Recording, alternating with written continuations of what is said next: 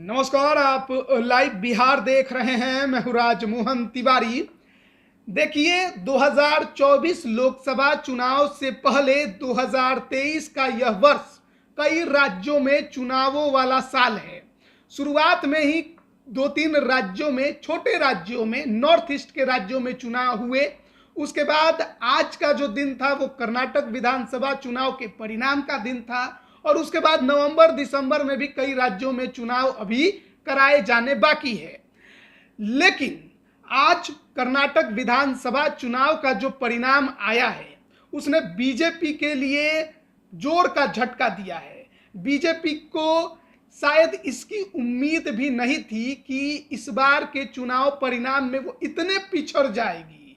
कांग्रेस के लिए खुशी की बात है, क्योंकि कांग्रेस इस बार कर्नाटक में अकेले अपने दम पर स्पष्ट बहुमत के साथ सरकार बनाने जा रही है। और इस परिणाम के आने के बाद से ही ये लगातार अब कयास भी लगने लगे हैं कि क्या इन चुनाव का परिणाम जो आया है उसका असर 2024 में भी पड़ने वाला है। देखिए, 2024 लोकसभा चुनाव को लेकर अभी से ही खूब जमीन तैयार की जा रही है। बिहार के मुख्यमंत्री नीतीश कुमार तो इसकी अगुवाई भी कर रहे हैं। तमाम राज्यों में जा जाकर अलग अलग राज्य के नेताओं से मुलाकात कर बीजेपी के खिलाफ एक बड़ा गठबंधन बनाने की कोशिश में लगे हुए हैं, ताकि बीजेपी को 24 में चुनौती दी जाए और जो 14 में आए हैं वो 24 में न आ पाए। लेकिन कर्नाटक विधानसभा के चुनाव के परिणाम ने निश्चित तौर पर उनकी विपक्षी एकता की जो मुहिम है वो उसे और तेज करेगी। और इससे जो विपक्षी नेता हैं और अन्य पार्टियां हैं उनका भी मनोबल बढ़ने वाला है।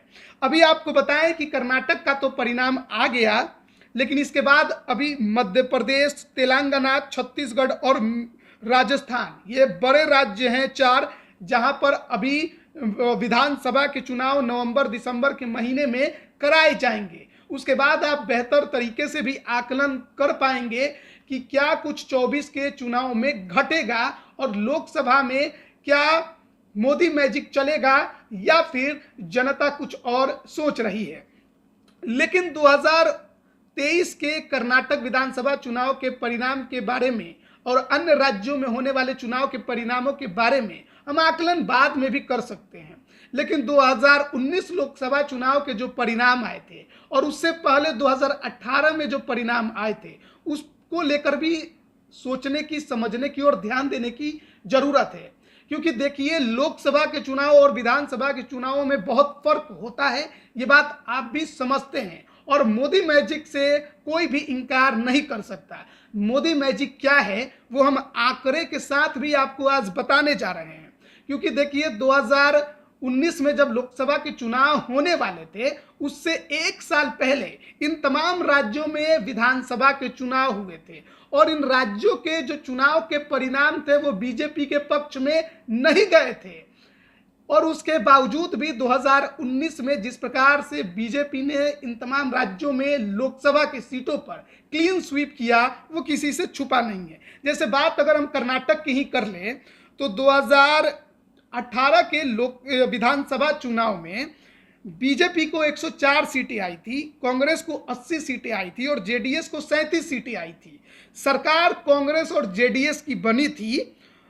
हालांकि वो सरकार ज़्यादा दिन तक नहीं चल पाई, बाद में कई उनके विधायकों ने इस्तीफा दे दिया और बीजेपी को सरकार बनाने का मौका मिल गया। यानी स्पष्ट बहुमत के साथ बीजेपी ने उस दौरान सरकार नहीं बनाया था, लेकिन लड़ाई कांटे की हुई थी और बड़ी पार्टी बीजेपी बनी थी। यानी कर्नाटक में बीजेपी ने दमखम उस दौरान दिखाया था। इस बार उनका दमखम घट गया है, क्योंकि लगभग 60 से 64 सीट उनको मिलते दिखाई दे रही है। कांग्रेस 136 के आसपास और जेडीएस 20 के साथ में अभी नजर आ रहे हैं। ऐसे में आप कह सकते हैं कि कर्नाटक में जो लड़ाई है उसमें बीजेपी पिछड़ी है। लेकिन इसके अलावा अगर हम मध्य प्रदेश की बात करें तो मध्य प्रदेश में 2018 का जो विधानसभा का चुनाव हुआ था उसमें भी सरकार कांग्रेस की ही बनी थी। 114 सीट कांग्रेस को आई थी, 109 सीट बीजेपी को आई थी।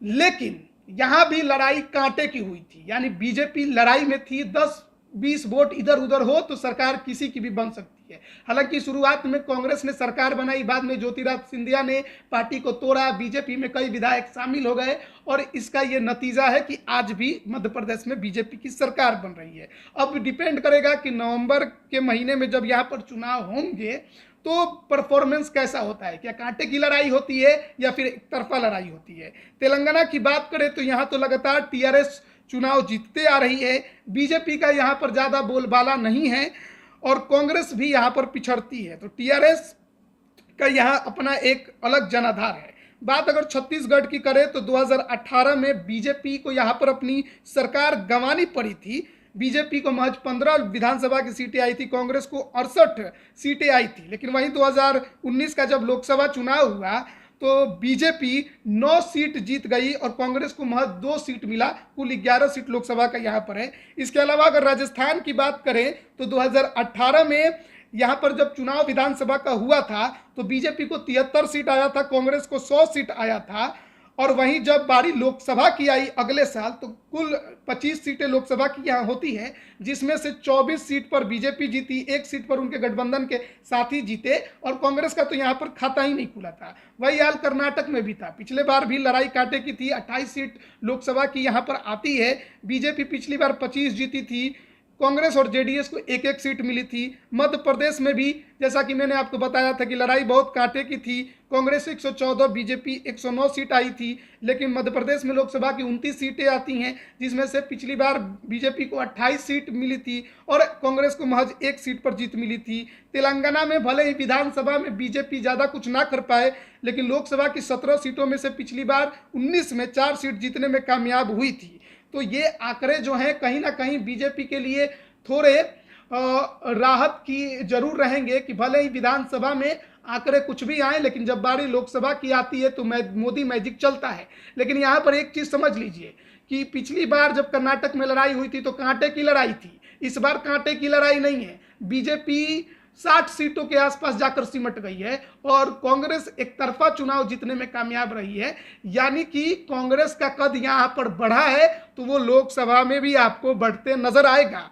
कर्नाटक, मध्य प्रदेश, तेलंगाना, छत्तीसगढ़ और राजस्थान, इन बड़े राज्यों में इस बार विधानसभा के चुनाव होने थे, जिसमें से कर्नाटक तो हो गया, अन्य 4 राज्यों में होना है। इन पांचों को अगर जोड़ दे तो कुल 110 लोकसभा की सीटें आती हैं, जिसमें 90 पर बीजेपी का कब्जा है।